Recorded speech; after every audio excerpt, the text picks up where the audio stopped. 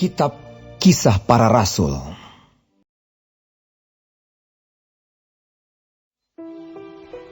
Paulus dan Silas mengambil jalan melalui Amfipolis dan Apolonia dan tiba di Tesalonika. Di situ ada sebuah rumah ibadat orang Yahudi. Seperti biasa, Paulus masuk ke rumah ibadat itu. 3 hari Sabat berturut-turut, ia membicarakan dengan mereka bagian-bagian dari kitab suci. Ia menerangkannya kepada mereka dan menunjukkan bahwa Mesias harus menderita dan bangkit dari antara orang mati. Lalu ia berkata, "Inilah Mesias, yaitu Yesus, yang kuberitakan kepadamu." Beberapa orang dari mereka menjadi yakin dan menggabungkan diri dengan Paulus dan Silas, dan juga sejumlah besar orang Yunani yang takut kepada Allah, dan tidak sedikit perempuan-perempuan terkemuka. Tetapi orang-orang Yahudi menjadi iri hati, dan dengan dibantu oleh beberapa penjahat dari antara petualang-petualang di pasar, mereka mengadakan keributan dan mengacau kota itu. Mereka menyerbu rumah Yason dengan maksud untuk menghadapkan Paulus dan Silas kepada sidang rakyat. Tetapi ketika mereka tidak menemukan keduanya, mereka menyeret Yason dan beberapa saudara ke hadapan pembesar-pembesar kota sambil berteriak, katanya, "Orang-orang yang mengacaukan seluruh dunia telah datang juga kemari, dan Yason menerima mereka menumpang di rumahnya. Mereka semua bertindak melawan ketetapan-ketetapan Kaisar dengan mengatakan bahwa ada seorang raja lain, yaitu Yesus." Ketika orang banyak dan pembesar-pembesar kota mendengar semuanya itu, mereka menjadi gelisah. Tetapi setelah mereka mendapat jaminan dari Yason dan dari saudara-saudara lain, mereka pun dilepaskan. Tetapi pada malam itu juga segera saudara-saudara di situ menyuruh Paulus dan Silas berangkat ke Berea. Setibanya di situ, pergilah mereka ke rumah ibadat orang Yahudi. Orang-orang Yahudi di kota itu lebih baik hatinya daripada orang-orang Yahudi di Tesalonika, karena mereka menerima firman itu dengan segala kerelaan hati, dan setiap hari mereka menyelidiki kitab suci untuk mengetahui apakah semuanya itu benar demikian. Banyak di antara mereka yang menjadi percaya. Juga tidak sedikit di antara perempuan-perempuan terkemuka dan laki-laki Yunani. Tetapi ketika orang-orang Yahudi dari Tesalonika tahu bahwa juga di Berea telah diberitakan firman Allah oleh Paulus, datang jugalah mereka ke sana menghasut dan menggelisahkan hati orang banyak. Tetapi saudara-saudara menyuruh Paulus segera berangkat menuju ke pantai laut. Tetapi Silas dan Timotius masih tinggal di Berea. Orang-orang yang mengiringi Paulus menemaninya sampai di Athena, lalu kembali dengan pesan kepada Silas dan Timotius supaya mereka selekas mungkin datang kepadanya. Sementara Paulus menantikan mereka di Athena, sangat sedih hatinya karena ia melihat bahwa kota itu penuh dengan patung-patung berhala. Karena itu di rumah ibadat ia bertukar pikiran dengan orang-orang Yahudi dan orang-orang yang takut akan Allah, dan di pasar setiap hari dengan orang-orang yang dijumpainya di situ. Dan juga beberapa ahli pikir dari golongan Epikuros dan Stoa bersoal jawab dengan dia, dan ada yang berkata, "Apakah yang hendak dikatakan si Plater ini?" Tetapi yang lain berkata, "Rupa-rupanya ia adalah pemberita ajaran dewa-dewa asing." Sebab ia memberitakan Injil tentang Yesus dan tentang kebangkitannya. Lalu mereka membawanya menghadap sidang Areopagus dan mengatakan, "Bolehkah kami tahu ajaran baru mana yang kau ajarkan ini? Sebab engkau memperdengarkan kepada kami perkara-perkara yang aneh. Karena itu kami ingin tahu, apakah artinya semua itu?"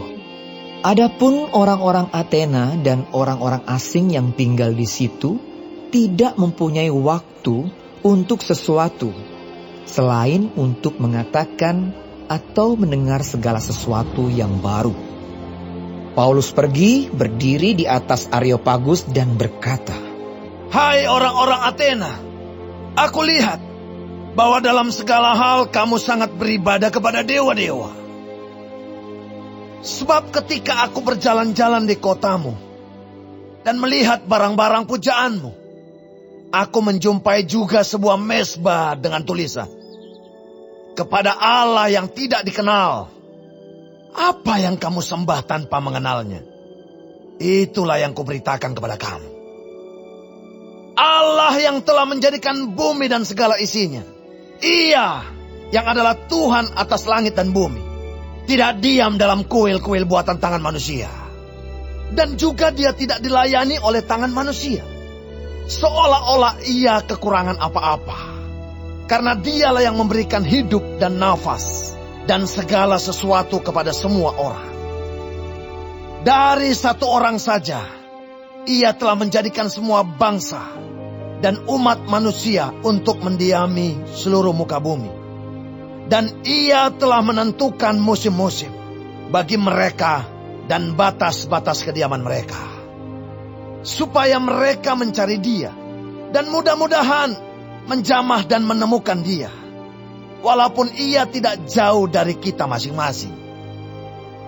Sebab di dalam dia kita hidup, kita bergerak, kita ada, seperti yang telah juga dikatakan oleh pujangga-pujanggamu. Sebab kita ini dari keturunan Allah juga. Karena kita berasal dari keturunan Allah, kita tidak boleh berpikir bahwa keadaan ilahi sama seperti emas atau perak atau batu, ciptaan kesenian dan keahlian manusia. Dengan tidak memandang lagi zaman kebodohan, maka sekarang Allah memberitakan kepada manusia bahwa di mana-mana semua mereka harus bertobat. Karena ia telah menetapkan suatu hari, pada waktu mana ia dengan adil akan menghakimi dunia, oleh seorang yang telah ditentukannya. Sesudah ia memberikan kepada semua orang suatu bukti tentang hal itu, dengan membangkitkan dia dari antara orang mati. Ketika mereka mendengar tentang kebangkitan orang mati, maka ada yang mengejek dan yang lain berkata, "Lain kali saja kami mendengar engkau berbicara tentang hal itu." Lalu Paulus pergi meninggalkan mereka. Tetapi beberapa orang laki-laki menggabungkan diri dengan dia dan menjadi percaya. Di antaranya juga Dionysius, anggota majelis Areopagus, dan seorang perempuan bernama Damaris, dan juga orang-orang lain bersama-sama dengan mereka.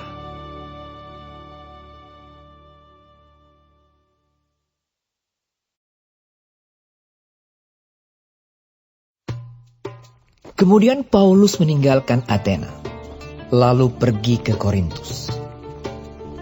Di Korintus ia berjumpa dengan seorang Yahudi bernama Aquila, yang berasal dari Pontus.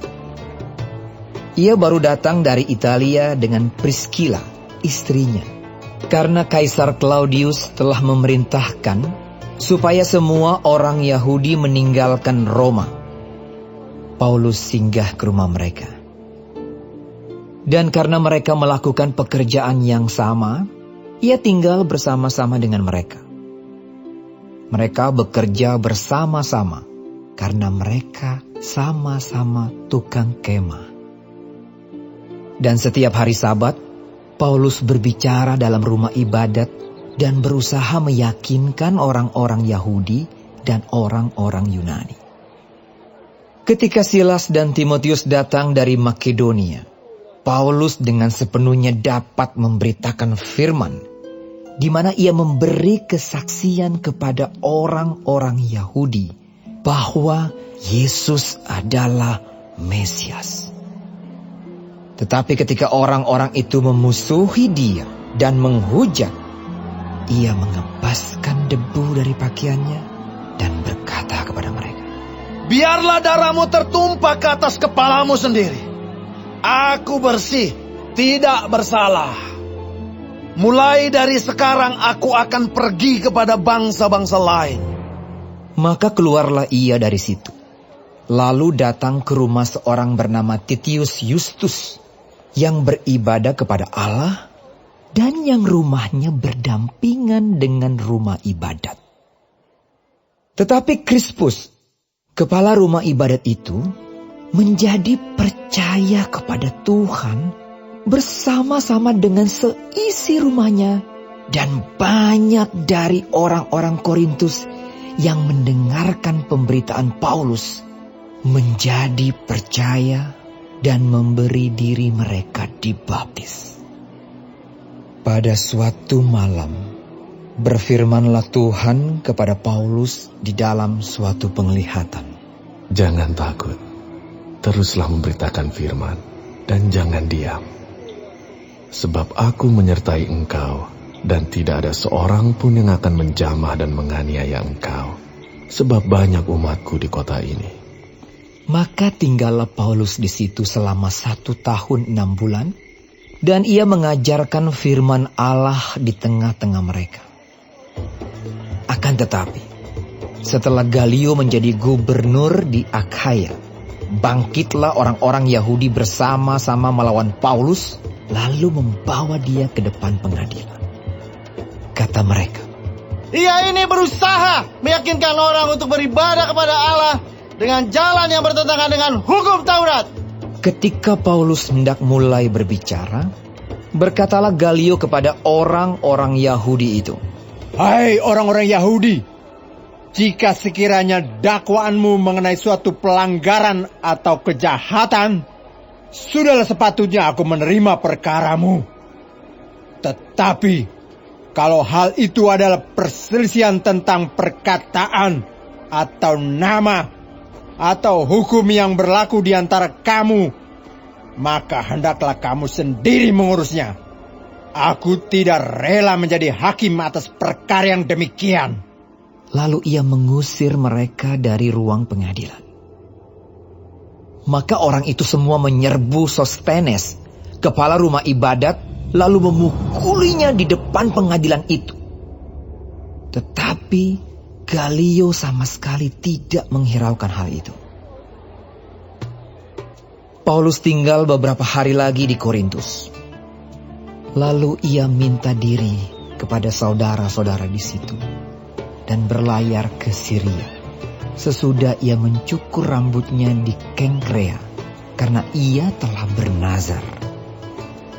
Priscilla dan Aquila menyertai dia. Lalu sampailah mereka di Efesus. Paulus meninggalkan Priscilla dan Aquila di situ. Ia sendiri masuk ke rumah ibadat dan berbicara dengan orang-orang Yahudi. Mereka minta kepadanya untuk tinggal lebih lama di situ, tetapi ia tidak mengabulkannya. Ia minta diri dan berkata, "Aku akan kembali kepada kamu jika Allah menghendakinya." Lalu bertolaklah ia dari Efesus. Ia sampai di Kaisarea dan setelah naik ke darat dan memberi salam kepada jemaat, ia berangkat ke Antiokhia. Setelah beberapa hari lamanya ia tinggal di situ, ia berangkat pula, lalu menjelajahi seluruh tanah Galatia dan Frigia untuk meneguhkan hati semua murid. Sementara itu datanglah ke Efesus seorang Yahudi bernama Apolos yang berasal dari Alexandria. Ia seorang yang fasih berbicara dan sangat mahir dalam soal-soal kitab suci. Ia telah menerima pengajaran dalam jalan Tuhan. Dengan bersemangat ia berbicara dan dengan teliti ia mengajar tentang Yesus. Tetapi ia hanya mengetahui baptisan Yohanes. Ia mulai mengajar dengan berani di rumah ibadat. Tetapi setelah Priscilla dan Aquila mendengarnya, mereka membawa dia ke rumah mereka dan dengan teliti menjelaskan kepadanya jalan Allah. Karena Apolos ingin menyeberang ke Akaya, saudara-saudara di Efesus mengirim surat kepada murid-murid di situ, supaya mereka menyambut dia. Setibanya di Akaya, maka ia, oleh kasih karunia Allah, menjadi seorang yang sangat berguna bagi orang-orang yang percaya. Sebab dengan tak jemu-jemunya, ia membantah orang-orang Yahudi di muka umum dan membuktikan dari kitab suci bahwa Yesus adalah Mesias.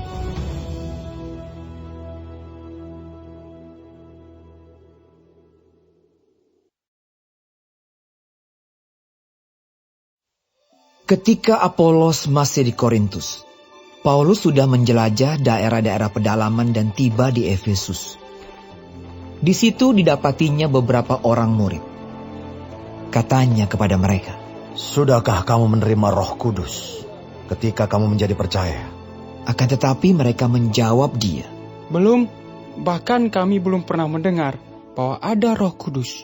Lalu kata Paulus kepada mereka, "Kalau begitu, dengan baptisan manakah kamu telah dibaptis?"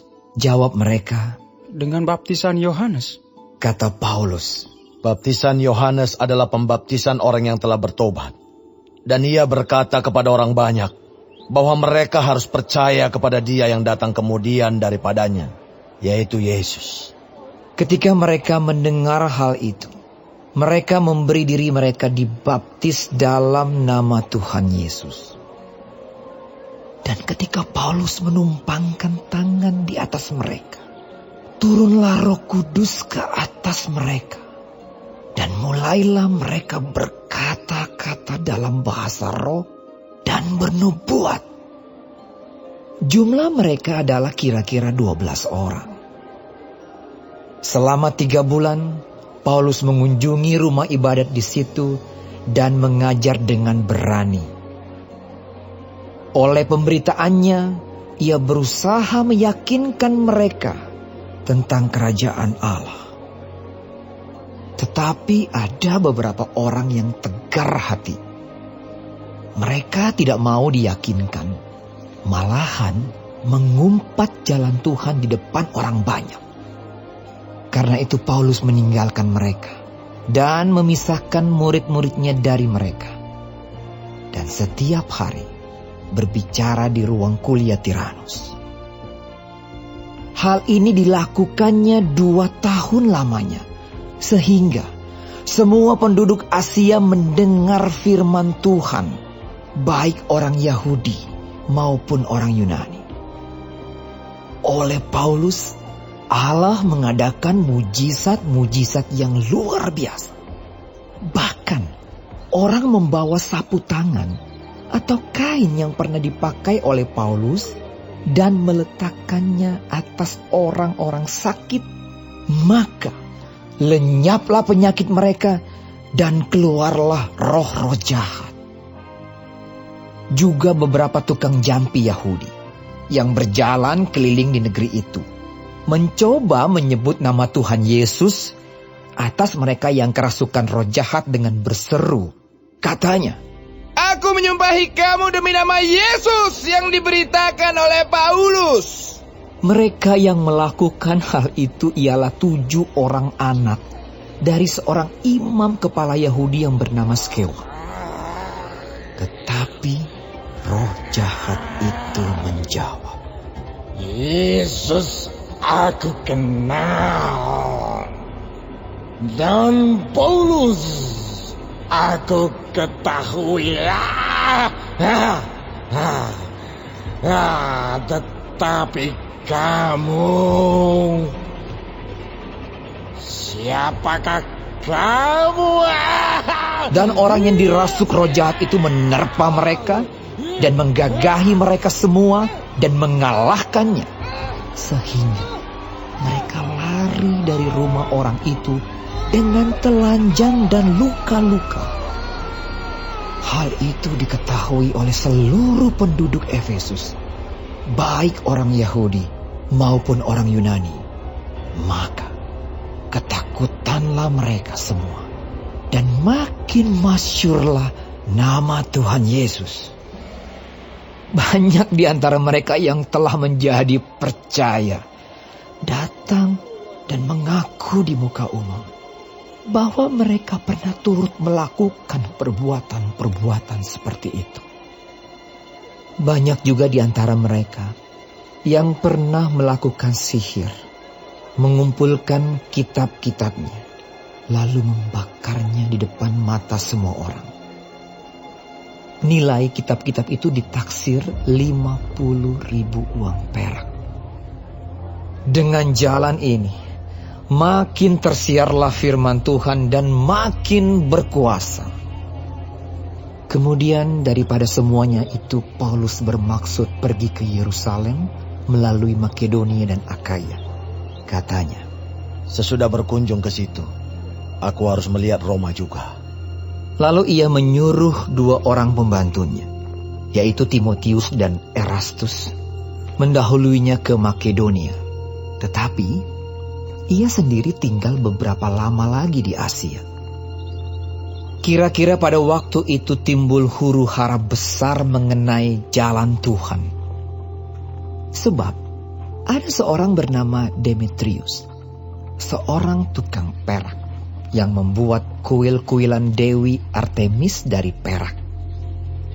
Usahanya itu mendatangkan penghasilan yang tidak sedikit bagi tukang-tukangnya.